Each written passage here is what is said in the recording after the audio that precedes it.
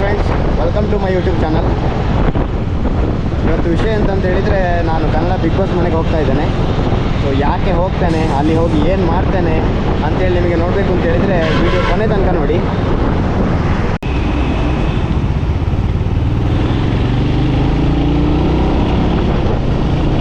ನನಗೆ actually 3:45ಗೆ reach ಆಗಲಿಕ್ಕೆ ಹೇಳಿದ್ರು. ಸೊ ನನ್ನ ರೂಮ್ ಇರೋದು ಕೋರಮಂಗಲ. ನಾನು ಕೋರಮಂಗಲದಿಂದ 2:30ಗೆ ಹೊರಟೆ. ಇವಾಗ ಟೈಮ್ 3:34 ಆಯಿತು. ನೋಡುವ ಏನಾಗ್ತದೆ ಹೇಗೆ ಅಂತೇಳಿ. ಬಿಗ್ ಬಾಸ್ ಮನೆಗೆ ಎಂಟ್ರ್ ಆಗ್ತಾ ಬಂದೆವು. ಸೊ ಇಲ್ಲಿ ಲೆಫ್ಟ್ ತಗೊಳ್ಬೇಕು ನಾವು. ಲೆಫ್ಟ್ ತಗೊಂಡು 1.8 ಕಿಲೋಮೀಟರ್ ಶೋ ಆಗ್ತಾ ಇದೆ ಮ್ಯಾಪಲ್ಲಿ. ನಮಗೆ 3:45 ರೀಚ್ ಆಗಲಿಕ್ಕೆ ಹೇಳಿದರು.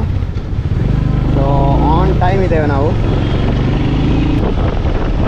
ನೋಡಿ ಫ್ರೆಂಡ್ಸ್, ನಮಗೊಂದು ಬಿಗ್ ಬಾಸಲ್ಲಿ ಒಂದು ವೈಲ್ಡ್ ಕಾರ್ಡ್ ಎಂಟ್ರಿ ಎಲ್ಲ ಸಿಕ್ಕಿದ್ರೆ ಒಳ್ಳೆ ಇತ್ತಲ್ವ. ಅಟ್ಲೀಸ್ಟ್ ಒಂದು ದಿವಸ ಆದರೂ ಹೋಗ್ತಾ ಇದ್ದಾವಲ್ವ. ನೋಡಿ ಜಾಲಿವುಡ್ ಕಾಣ್ತಾ ಇದೆ, ಜಾಲಿವುಡ್. ಸೊ ಇದೇ ಬಿಗ್ ಬಾಸ್. ನೋಡಿ ಜಾಲಿವುಡ್ ಇಲ್ಲೇ ನಮ್ಮನ್ನು ಬರ್ಲಿಕ್ಕೆ ಹೇಳಿದ್ದು.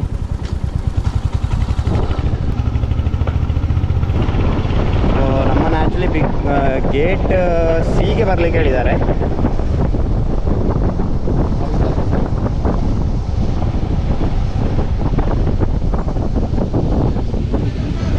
ಗೇಟ್ ಸಿ ಎಲ್ಲಿಗೆ ಬರ್ಲಿಕ್ಕೆ ಹೇಳಿದ್ರು.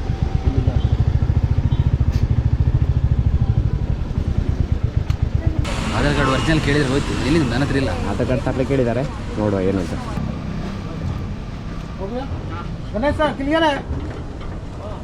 भाई गेट नंबर सी तो आने के लिए बताया था. ये नेम शशांक. ನಿಮ್ಮದು ಚೆಕ್ ಮಾಡಿಸಿ ಇಲ್ಲ ಅಲ್ಲೆಲ್ಲ ಅದೇ ಸಿ ಗೇಟಿಗೆ ಎಂಟ್ರಿ ಆದವಲ್ಲ. ಸೊ ಗೇಟ್ ಒಳಗಡೆ ಎಂಟ್ರಿ ಆದಮೇಲೆ ನಮಗೆ ಕ್ಯಾಮರಾ ಆ್ಯಕ್ಚುಲಿ ಅಲೌಡ್ ಇಲ್ಲ. ಸೊ ಹಾಗಾಗಿ ನಾನು ನನ್ನ ವೀಡಿಯೋ ಎಲ್ಲ ಒಳಗಡೆ ಶೂಟ್ ಮಾಡಲಿಕ್ಕೆ ಆಗಲಿಲ್ಲ. ನಾನು ಆ್ಯಕ್ಚುಲಿ ಬಿಗ್ ಬಾಸ್ ಸೀಸನ್ ಒನ್ನಿಂದಲೇ ಫಾಲೋ ಮಾಡ್ತಾ ಇದ್ದೇನೆ.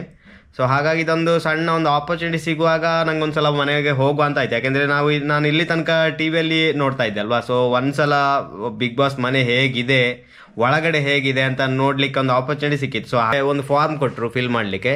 So some terms and conditions, ಆ ಫಾರ್ಮ್ಸ್ ಎಲ್ಲ ಫಿಲ್ ಮಾಡಿ ಆದಮೇಲೆ ನಮಗೆ 10 ಮೆಂಬರ್ಸ್ ಆಗಿ ಬ್ಯಾಚ್ ವೈಸ್ ಒಂದು 4 ಬ್ಯಾಚ್ ಇತ್ತು. ಸೊ ಅವ್ರನ್ನೆಲ್ಲ ಕಂಪ್ಲೀಟಾಗಿ ಚೆಕ್ ಮಾಡಿದ ಮೇಲೆ ಬಿಗ್ ಬಾಸ್ ಮನೆ ಒಳಗಡೆ, ಅಂದರೆ ಇವಾಗ ನೀವು ಏನು ನೋಡ್ತೀರಿ ಗಾರ್ಡನ್ ಏರಿಯಾ, ಸೊ ಆ ಗಾರ್ಡನ್ ಏರಿಯಾಕ್ಕೆ ನಮ್ಮನ್ನು ಬಿಟ್ಟರು. ಗಾರ್ಡನ್ ಏರಿಯಾಕ್ಕೆ ಬಿಟ್ಟಾದ್ಮೇಲೆ ಆ್ಯಕ್ಚುಲಿ ಇವತ್ತು ಏನಿತ್ತು ಅಂತ ಹೇಳಿದರೆ, ಇವಾಗ ಆಲ್ರೆಡಿ ನೀವು ನೋಡಿರ್ತೀರಿ. ಇವಾಗ ಅಂದರೆ 6 ಕಂಟೆಸ್ಟೆಂಟ್ ಕ್ಯಾಪ್ಟನ್ಸಿ ಇದಕ್ಕೆ ನಾಮಿನೇಷನ್ ಆಗಿದೆ ಅಲ್ವಾ. ಸೊ ಅವರು ಕಂಟೆಸ್ಟೆಂಟ್ ಒಬ್ಬೊಬ್ಬರಾಗಿ ಬಂದು ಅಂದರೆ ನಾನು ಕ್ಯಾಪ್ಟನ್ಸಿಗೆ ಯಾಕೆ ಅರ್ಹ ಅಂತ ಅವರು ಸ್ವಲ್ಪ ಮಾತಾಡಿಸ್ತಾರೆ. ಆಮೇಲೆ ಈಗ ನಾವು ಆಡಿಯನ್ಸಿಗೆ ನಮಗೆ ಅಂದರೆ ನಮ್ಮನ್ನು ಕನ್ವಿನ್ಸ್ ಮಾಡ್ತಾರೆ ವೋಟ್ ಹಾಕ್ಲಿಕ್ಕೋಸ್ಕರ. ಸೊ ಹಾಗೆ ಯಾರೆಲ್ಲ ಇದ್ದರು ಅಂತ ಹೇಳಿದರೆ, ಇವತ್ತು ಫಸ್ಟಿಗೆ ಅಭಿಷೇಕ್ ಅವನು ಬಂದ. ಅಭಿಷೇಕ್ ಬಂದಾದಮೇಲೆ ಆಮೇಲೆ ರಘು, ಮ್ಯೂಟೆಂಟ್ ರಘು ಅವನು ಬಂದ. ಅದಾದಮೇಲೆ ಜಾನ್ವಿ ಆದಮೇಲೆ ರಿಷಾ ಆದಮೇಲೆ ಕಾವ್ಯ ಆದಮೇಲೆ ಮಾಳು. ಇಷ್ಟು ಜನ 6 ಮೆಂಬರ್ಸ್ ಇದ್ದರು. ಸೊ 6 ಮೆಂಬರ್ಸ್ ಎಲ್ಲ ಬಂದು ಅವರು ಯಾಕೆ ಕ್ಯಾಪ್ಟನ್ಸಿಗಾರ ಅಂತೆಲ್ಲ ಎಕ್ಸ್ಪ್ಲೈನ್ ಮಾಡಿ ಆದಮೇಲೆ ಲಾಸ್ಟಿಗೆ ನಮಗೆ ವೋಟ್ ಬಾಕ್ಸ್ ಅಂತ ಕೊಟ್ಟಿದ್ರು. ಸೊ ನಾವು ಒಬ್ಬೊಬ್ಬರೇ ಹೋಗಿ ನಮ್ಮ ಅಂದರೆ ನಮಗೆ ಯಾರು ಇಷ್ಟ ಇದ್ದಾರೆ ಸೊ ಅವರಿಗೆ ವೋಟ್ ಹಾಕಿ ಬರಲಿಕ್ಕೆ ಇತ್ತು. ಸೊ ಇದಿಷ್ಟು ಆಯಿತು. ಸೊ ಅಪ್ರಾಕ್ಸಿಮೇಟ್ಲಿ ನಾವು 5:30 ಹೀಗೆ ಒಳಗಡೆ ಬಿಗ್ ಬಾಸ್ ಮನೆ ಒಳಗಡೆ ಎಂಟ್ರಿ ಕೊಟ್ಟೆವು. ಸೊ ಅದಾದಮೇಲೆ ಸಮ್ ರೂಲ್ಸ್ ಆ್ಯಂಡ್ ರೆಗ್ಯುಲೇಷನ್ ಇರ್ತದಲ್ವ, ಸೊ ಅವ್ರದ್ದು. ಸೊ ಅದೆಲ್ಲ ನಮಗೆ ಹೇಳ್ತಾರೆ ಹೇಗೆ ಏನು ಅಂತೆಲ್ಲ. ಆಮೇಲೆ ಅದೇ ಒಳಗಡೆ ಹೋಗಿ ಅವ್ರದ್ದು ಅವ್ರದ್ದೊಂದು 10-15 ಮಿನಿಟ್ಸ್ ಮಾತಾಡ್ತಾರೆ. ಸೊ ಅವರು ಹೇಗೆ ಮಾತಾಡ್ತಾರೆ, ಯಾರು ಏನು ಅಂತ ನಾವೊಂದು ಡಿಸೈಡ್ ಮಾಡಿ ನಮಗೆ ವೋಟ್ ಹಾಕುವಂಥ ಆಪ್ಷನ್ ಇತ್ತು. ಸೊ ವೋಟ್ ಹಾಕಿದ ಮೇಲೆ ನಾವು ಬಿಗ್ ಬಾಸ್ ಮನೆಯಿಂದ ರಿಟರ್ನ್ ಬರುವಾಗ ಒಂದು 12 o'clock ಆಗಿತ್ತು. ಸೊ ಅದಾದಮೇಲೆ ಡಿನ್ನರ್ ಅರೇಂಜ್ ಮಾಡಿದರು. ಸೊ ಡಿನ್ನರ್ ಮಾಡಿ ಆಮೇಲೆ ನಾವು ರಿಟರ್ನ್ ಹೊರಟು ಬಂದೆವು. ಸೊ ಇವಾಗಷ್ಟೇ ನಾನು ರೂಮಿಗೆ ಬಂದೆ. ಇವಾಗ ಟೈಮ್ 12:45. ಸೊ 12:45ಗೆ ರೂಮ್ ರೀಚ್ ಆದೆವು.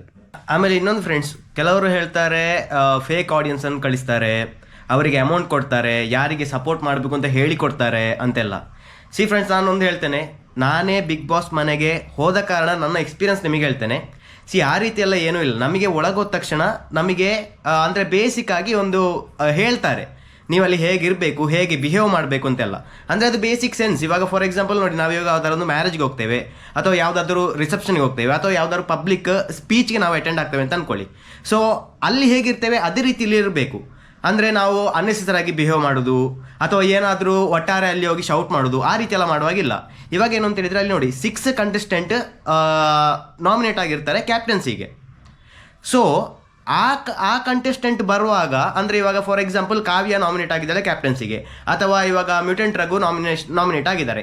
ಸೊ ಅವರಿಬ್ಬರು ಬಂದು ಸ್ಪೀಚ್ ಮಾಡುವಾಗ ನಾವು ಒಳಗಡೆ ಅಂದರೆ ಕ್ಯಾಪ್ಟನ್ಸಿಗೆ ನಾಮಿನೇಟೇ ಆಗೋದವರು ಒಳಗಡೆ ಇರ್ತಾರೆ.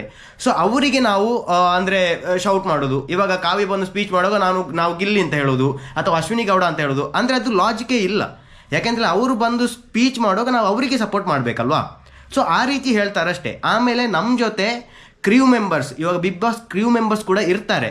ನಾವೀಗ ಅನ್ಯೂಶುವಲ್ ಆಗಿ ಏನಾದರೂ ಬಿಹೇವ್ ಮಾಡಿದೆವು, ಅಥವಾ ಏನಾದರೂ ಪರ್ಸನಲ್ ಕಮೆಂಟ್ ಪಾಸ್ ಮಾಡಿದೆವು, ಆ ರೀತಿ ಆದರೆ ಇಮಿಡಿಯೇಟ್ ಆಗಿ ಅವರು ಹೊರಗೆ ಹಾಕ್ತಾರೆ. ಸೊ ಇದನ್ನೆಲ್ಲ ಹೇಳ್ತಾರೆ. ಆಮೇಲೆ ಇನ್ನೊಂದು ಏನು ಅಂತ ಹೇಳಿದರೆ, ಇವಾಗ ಹೇಳ್ತಾರೆ ಅಮೌಂಟ್ ಕೊಡ್ತಾರೆ ಅಂತ. ಆ ರೀತಿ ಯಾವುದೂ ಇಲ್ಲ. ಸೊ ನನಗೆ ಗೊತ್ತಾಗಿದ್ದಾಗ ಅಲ್ಲಿ ಯಾವುದು ಆಗಲಿಲ್ಲ. ಯಾಕೆಂತ ಹೇಳಿದರೆ, ನನ್ನ ಹಾಗೆ ಅಲ್ಲಿ ಇನ್ನೂ ಒಂದು 40 ಜನ ಆಡಿಯನ್ಸ್ ಬಂದಿದ್ದರು. ಸೊ ನಾನು ಒಂದು 4-5 ಜನ ಆಡಿಯನ್ಸ್ ಹತ್ರ ನಾನು ಮಾತಾಡಿದ್ದೇನೆ. ಸೊ ಅವರಿಗೂ ಯಾವುದೇ ರೀತಿ ಅಮೌಂಟ್ ಕೊಡಲಿಲ್ಲ, ನನಗೆ ಯಾವುದೇ ರೀತಿ ಅಮೌಂಟ್ ಕೊಡಲಿಲ್ಲ. ಆಮೇಲೆ ಇನ್ನೊಂದು, ನನಗೆ ಅದರ ನೆಸೆಸಿಟಿ ಕೂಡ ಇಲ್ಲ. ಸೊ ಇದನ್ನು ನಾನು ನಿಮಗೆ ಕ್ಲಾರಿಫೈ ಮಾಡಲಿಕ್ಕೆ ಇಷ್ಟಪಡ್ತೇನೆ. ಆಮೇಲೆ ಇನ್ನೊಂದು ಹೇಳ್ತಾರೆ, ಇವಾಗ ಕ್ಯಾಪ್ಟನ್ಸಿ ಯಾರು ವಿನ್ ಆಗಿದ್ದಾನೆ ಅವರಿಗೆ ಅಂದರೆ ಇಂಟೆನ್ಷನಲ್ ಆಗಿ ಸಪೋರ್ಟ್ ಮಾಡಬೇಕು ಅಂತ ಹೇಳ್ತಾರೆ, ಫಿಕ್ಸಿಂಗ್ ಮಾಡ್ತಾರೆ. ಆ ರೀತಿ ಎಲ್ಲ ಏನೂ ಇಲ್ಲ. ಯಾಕೆಂತ ಹೇಳಿದರೆ, ನಮಗೂ ಒಂದು ವೋಟ್ ಮಾಡೋ ಆಪರ್ಚುನಿಟಿ ಕೊಟ್ಟಿದ್ದರು.